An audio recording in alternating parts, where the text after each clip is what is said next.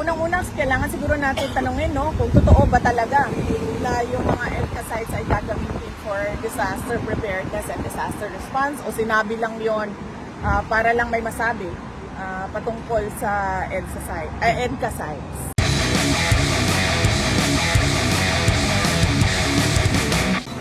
Okay naman si... Kasang hangin mo talaga eh. Nag-init na budok. Kaya nga. Okay. So yes, okay lang. Si former President Duterte, sabi niya, tinanong ko siya kanina, no, kung ano yung mensahe niya para sa mga kababayan natin na nag-aantay sa labas, nag-aantay ng balita patungkol sa kanya at nandito dahil nagpapakita sila ng suporta para sa kanya. Sabi niya, okay lang ako, huwag kayong mag-alala.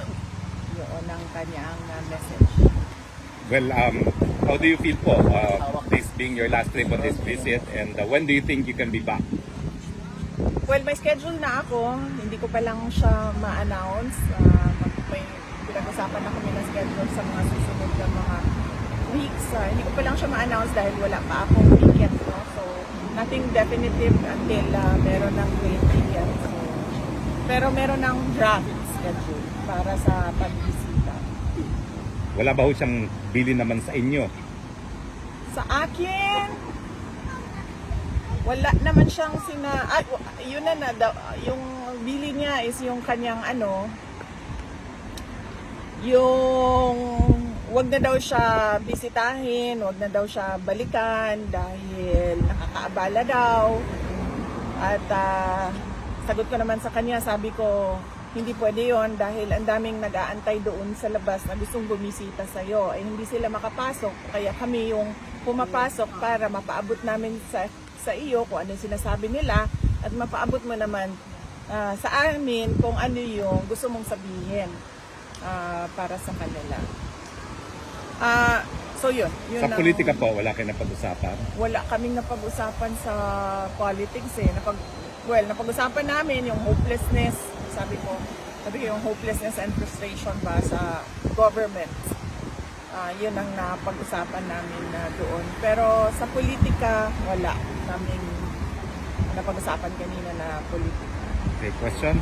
Ma'am, salamat po sa update kay dating Pangulong Rodrigo Duterte. At isa po sa mga tanong namin ngayon, ma'am, pabor po ba kayo sa panukala ni Senator Robin Padilla na ibaba ang minimum age of criminal liability? Mga batang edad 10 to 17 na masasangkot sa karumal-dumal ng krimen tulad ng murder, rape at drug-related cases. Hindi na muna ako mag-comment dahil hindi pa naman siya pinag-uusapan doon sa loob ng Senado. Kapag meron na silang mga committee hearings, we will make sure na the voice of the Office of the Vice President will participate in the committee hearings of the proposed bill of Senator Robin Padilla. Thank you, ma'am. Ma'am, sangayon po ba kayo sa paraan ng anunsyo ni DILG Secretary John Vic Remulla na suspension of work at classes na may halong biro? Marami po kasi mga netizens ang nagsasabing dapat seryoso at may palasakit ang ganitong mensahe, lalo na't kaligtasan po ng publiko ang nakataya. Yes. Ano ang biro? Sinasabi niya mga abangers, ganito, in the manner that it was actually put out for the public to actually read, ma'am. Sinasabi niya mga abangers, ito pong update, mga abangers, ganito, ganyan.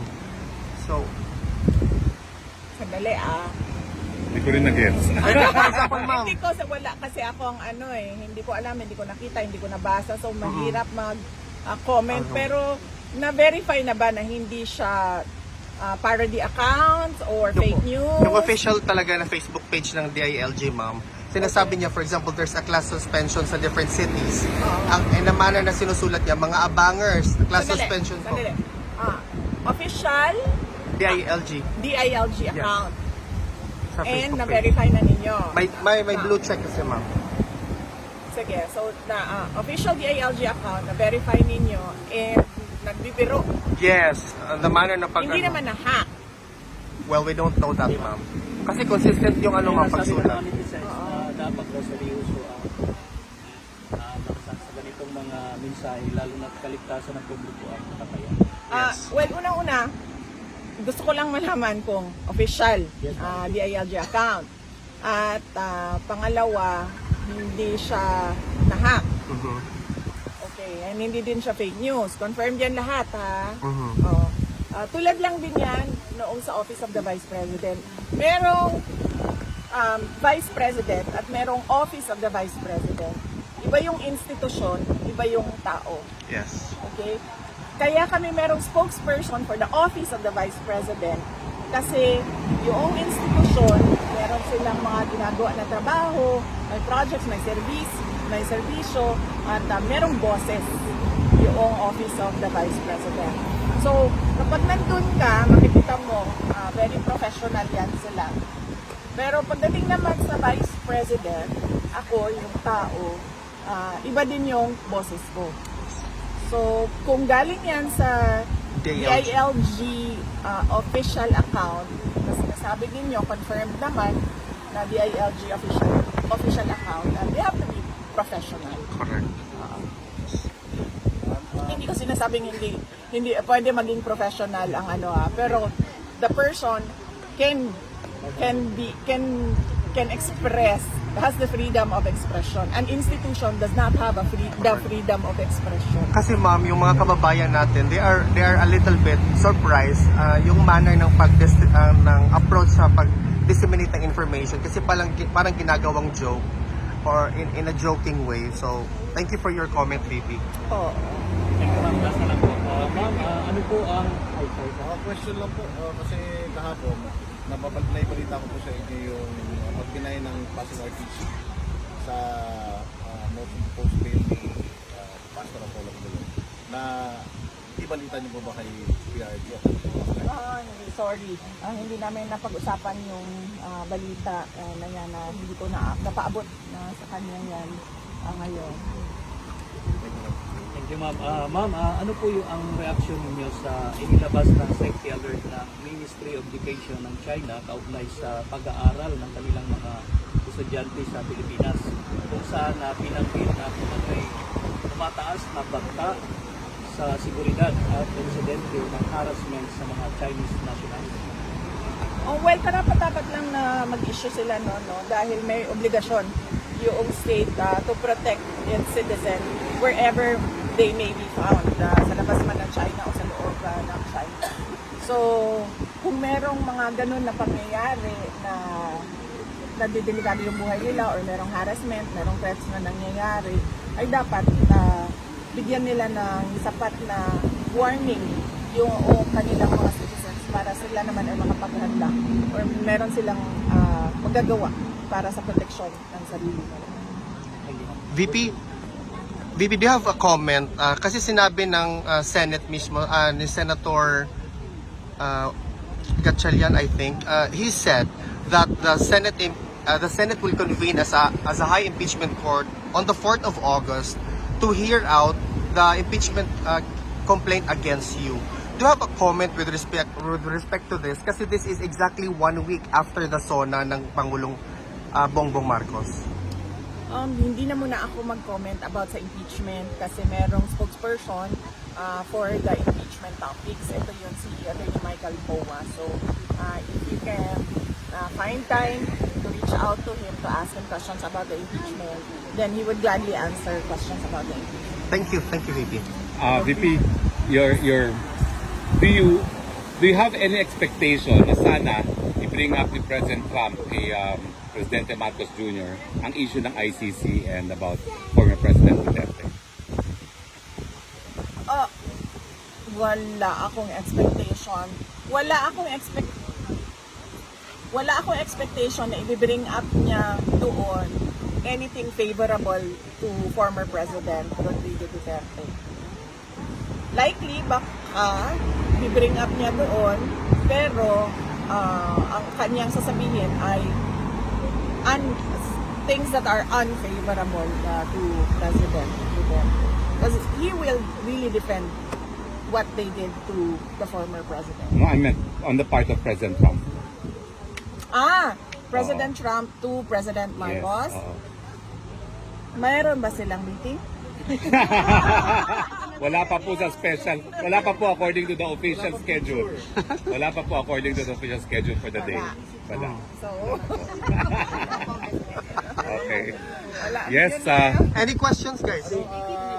Madam, congratulations po sa disaster response ng PPP. Napakaganda, positive po yung mga comments ng netizen tungkol po sa inyong disaster response. Paano nyo po ba uutusan yung Office of the Vice President pagdating dito samantalang matagal na po kayo nandito, ma'am? Paano nauutusan yung mga tao doon? Paano nyo po sila nabigyan ng Nabibigyan ng instruction? commands? Okay. Well, unang-una kasi, ang Disaster Operations Center, nung tayo ay pumasok sa Office of the Vice President, in-institutionalize na natin siya. Kasi nakita namin, isa ito sa mga pinakamaraming requests na dinadala ng mga taong bayan sa Office of the Vice President. Yung tulong kapag merong kalamidad. Yan ang isa sa top three na hinihingi. Ang una is medical and burial assistance. Ang pangalawa is disaster relief. Yan yung pangalawa na hinihingi ng taong bayan. So ang ginawa namin, in-institutionalize namin. Ibig sabihin, gumawa kami ng isang center at isang team ng mga tao na yun lang yung gagawin nila. Itong mga tao na ito ay araw-araw nag-monitor kung saan merong emergency, saan merong disaster sa buong Pilipinas. Pagkatapos itong mga tao na ito, pag nakita nila sa mga reports na merong kailangan bigyan ng tulong or merong nag-request ng relief kahit saan man, binabato nila sa satellite offices natin. Naka-preposition lahat doon ang tulong sa satellite offices, and then yung satellite offices, meron silang assigned din ng mga tao for disaster response. Tapos sila na yung pupunta kung saan man kailangan pupunta yung tulong at opisina. So meron silang standard operating procedures na ginawa namin para susundan nila yon. Kapag wala doon sa nakalista na mga kailangan nilang gawin, kapag wala doon na sila nagtatanong sa USEC namin, or tapos yung USEC namin magtatanong din sa akin kung ano ba ang gagawin. Tulad ng example, noong isang araw or kahapon ba yon, kung saan lumabas yung mga bus na tumulong sa mga na stranded sa mga ruta nila. Yun kasi ang allowed lang sa buses namin is may oras lang na allowed na lumabas sila. And ito yung peak hours kasi augmentation laang yung tulong na binibigay natin, no? Nag-augment tayo sa peak hours ng mga taong nagbabiyahe. Kahapon, sobrang dami nung mga humihingi ng tulong na mga stranded. Nagpaalam sila sa akin kung pwede ilabas yung mga bus. And then sabi ko sa kanila, oo, pwede ilabas yung mga bus dahil emergency na yan. At hindi na natin kailangan magpaalam pa na lalabas yung bus natin, labas doon sa peak hours na allowed mag-fly yung buses. So, ganun yung in-institutionalize namin, tapos merong standard operation procedures. Kung wala doon, nagtatanong sila at nagbibigay ng commander, sagot. Comment lang po, ma'am, sa mga comment ng netizens na mabuti po daw po yung OVP, mas nararamdaman nila sa mga ganyang disasters, yung pong EDCA sites na sinasabi nilang yun ang isa sa mga purpose, di raw nila nararamdaman. Unang-unang kailangan siguro natin tanungin, no, kung totoo ba talaga na yung mga EDCA sites ay gagamitin for disaster preparedness and disaster response, o sinabi lang yon para lang may masabi patungkol sa EDCA sites. Just to piggyback real quick, VP, kasi sinabi ni DND Secretary Gibo Chodoro that we should ask the US to use these EDCA sites para po ma-facilitate yung relief operations. What's your reaction to this particular statement? EDCA kasi, it means Enhanced Defense Cooperation Agreements. Nandun yan siya sa, dun tayo sa word na defense, no?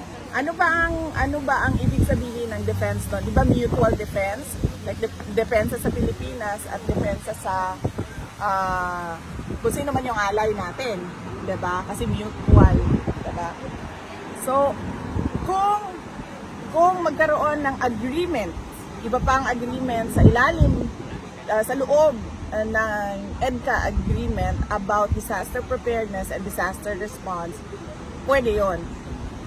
Kasi defense is not just yung defense na kapag merong invasion or merong war, pwede ding relief operations in times of emergencies. Thank you, VP. Well, since nakita po na parang epektibo yung disaster response ng OVP, will you ask for a higher budget for this year? For disaster preparedness? Kasi sabi ko sa mga kasamahan namin sa Office of the Vice President, kung ano yung ibinigay sa atin last year, dagdagan nyo lang ng sa inflation o pagmahal ng procurement at goods and services, yun lang ang idagdag ninyo. So, hindi na kami humingi ng tulad nung dati kung saan optimal yung operations ng Disaster Operations Center ng Office of the Vice President. Kasi alam naman namin na hindi siya ibibigay.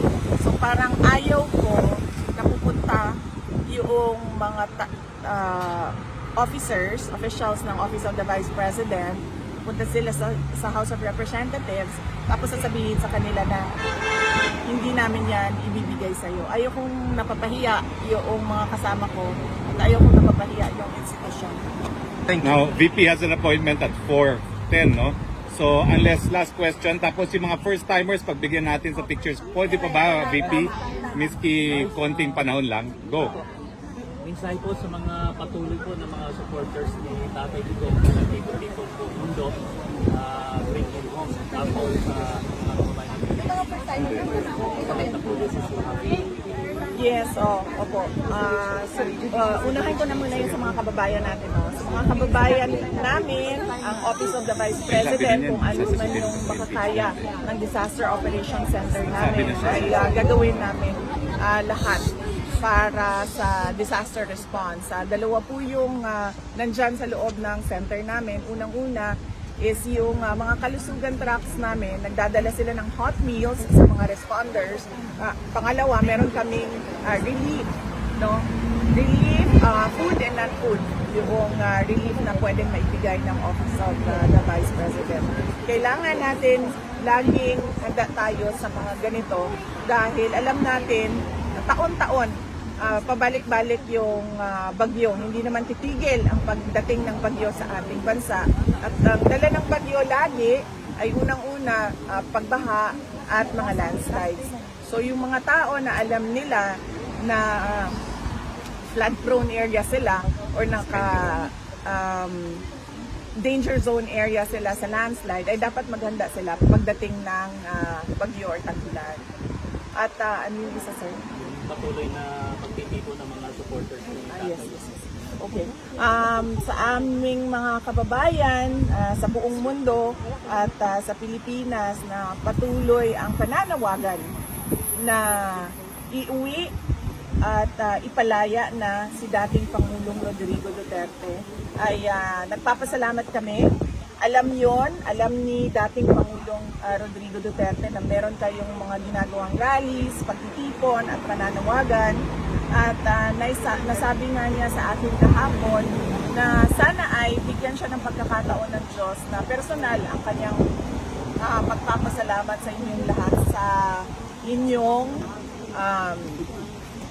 pagpapakita ng suporta at pagmamahal sa kanya. At naiintindihan niya na yung kagustuhan ninyo na siya ay mapalaya ay dahil gusto niyo yung nakita ninyong pagbabago sa bayan nung siya ay Pangulo ng ating bansa. At kaming mga pamilya, lalong-lalo na ako dahil ngayon ay umiikot ako sa Filipino communities abroad na nag-iimbita para makapagsalita ako at mapaintindi ko sa kanila kung ano nangyayari sa dating Pangulong Rodrigo Duterte. Nagpapasalamat din ako dahil ang Filipino communities natin, sila yung gumagastos ng mga events at ng mga program natin at ang laking tulong at nagpapasalamat kami dahil napapaabot ko sa buong mundo yung ipinaglalaban natin na isang Pilipino na nakakulong sa The Hague, Netherlands dahil kinuha siya ng gobyerno ng Pilipinas. Sa pilitang kinuha at hinatid dito. Maraming salamat, VP. Sorry, totoo bang nilabas si PRD kahapon sa ICC facility? Hindi, alam ko yung sagot pero hindi ako makakomment kasi hindi ko alam kung allowed siya sa Thank you, VP. hindi ko alam kung allowed siya sa aking level. Ang pinakamaayos siguro ay tanungin natin yung lawyer ni ni dating Pangulong Duterte, si Attorney Nicolas Kaufman. Thank you, VP.